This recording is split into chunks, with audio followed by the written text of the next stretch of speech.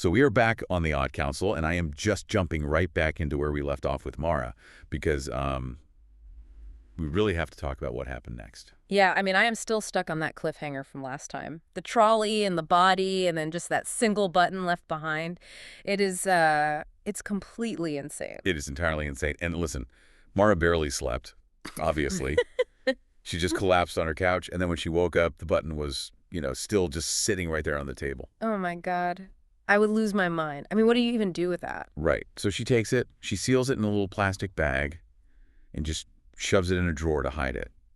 And then she gets up and forces herself to go to work. Wait, what? She went to work, like, after seeing them move a literal body? Yes. She had a 7 a.m. strategy meeting with Hendrik. Are you kidding me? The guy who called her in. The exact same guy. She is sitting there acting completely normal in the exact same building where, like, 12 hours earlier, she watched 2 of her colleagues wheel a dead body down the corridor. I do not understand how any normal human being could compartmentalize that level of trauma. How do you just sit in a corporate meeting and pretend everything is fine? Well, she tries.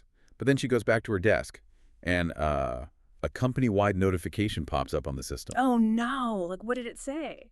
It is an announcement that Felix Art, a 34-year-old internal auditor, has passed away. Sending thoughts to his family, all that standard corporate speak. Holy crap. So Felix is the body on the trolley. Exactly. And the whole office just erupts into whispers, people clustering around, acting like they were his best friend. And this nosy colleague named Sarah actually leans over and asks Mara if she knows anything about it. Oh, wow. Does she crack? I feel like I would definitely crack. No, she gives her absolutely nothing, just totally blank.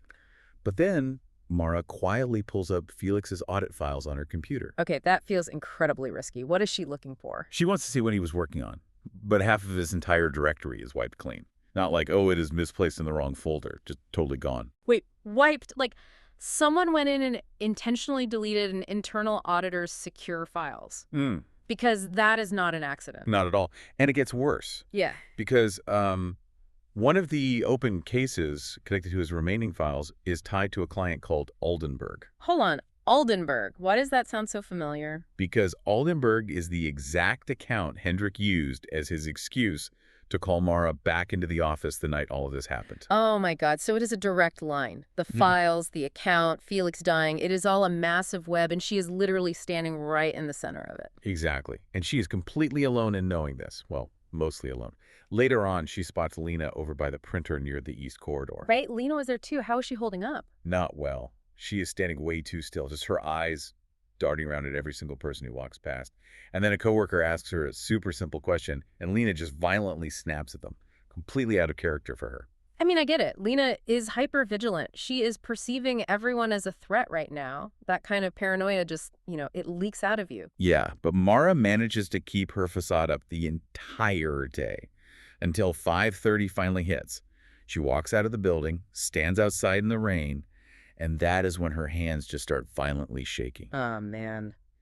The adrenaline finally wearing off. The second she is off the property, the walls just totally dissolve. It all hits her at once. And, for everyone listening, this is the core of this whole nightmare. Yeah, I mean, she knows Felix is dead. She knows his work was erased. Right, and she knows that Oldenburg account ties directly to why she was in the building witnessing all of this. And she has not told a single person. Not one. So the question we want to leave you guys with today is, how long do you think someone can carry something this incredibly heavy, completely alone, before it just breaks them? Seriously, I give her a few days tops.